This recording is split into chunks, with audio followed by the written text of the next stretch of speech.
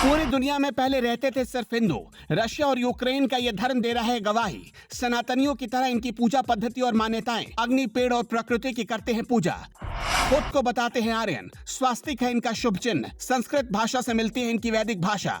ये 4 सबूत देते हैं इनको सनातनी होने का प्रमाण। हम नहीं बल्कि रूस के आर्कियोलॉजिस्ट ने ढूंढी है पूरी कहानी।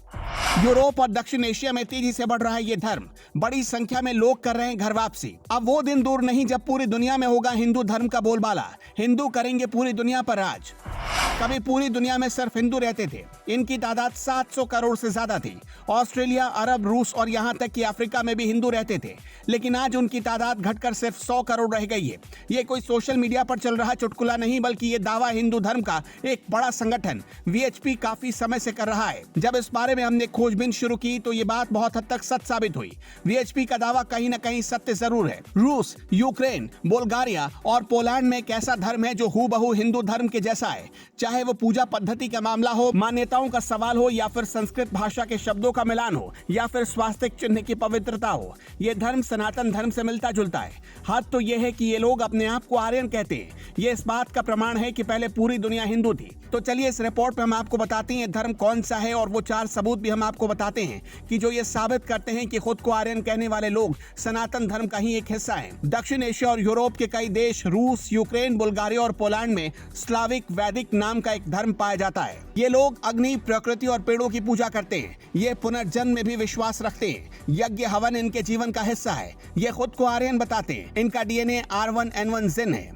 यही डीएनए भारत के अधिकांश सनातनी समुदाय के लोगों का भी है। इससे तो बहुत हद तक ये तय हो जाता है कि खुद को आर्यन बताने वाले स्लाविक वैदिक धर्म के लोग मूल रूप से सनातनी हैं। ऐसा अनुमान है कि ये लोग भारत से जाकर ही यूरोप और एशिया में कई हजार साल पहले बसे।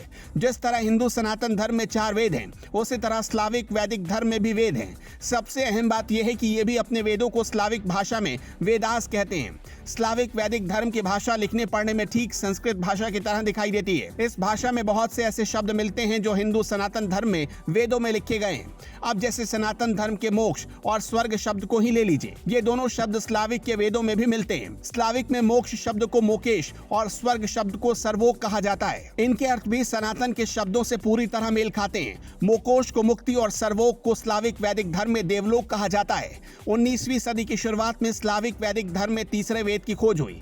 इसमें 345 अध्याय हैं। इसमें 15 अध्याय ऐसे हैं जिनमें हिंदू, हिंदुस्तान और हिंदू कुश जैसे शब्द मिलते हैं, जो इस बात को साबित करते हैं कि स्लाविक वैदिक धर्म कहीं न कहीं भारत के सनातनी धर्म से वहां पहुंचा। अब अगर स्लाविक धर्मों के भगवान को देखा जाए तो इसमें भी सनातनी धर्म की एक रूपता दिखाई देती है। जिस तरह सनातन धर्म में ब्रह्मा, विष्णु और महेश को त्रिदेव माना जाता है और उनकी पूजा की जाती है, उसी प्रकार स्लाविक लोगों के यहाँ शिवरान, पैरन और डलित वोग की पूजा की जाती है। इन तीनों भगवानों को त्रिलोक कहा जाता है।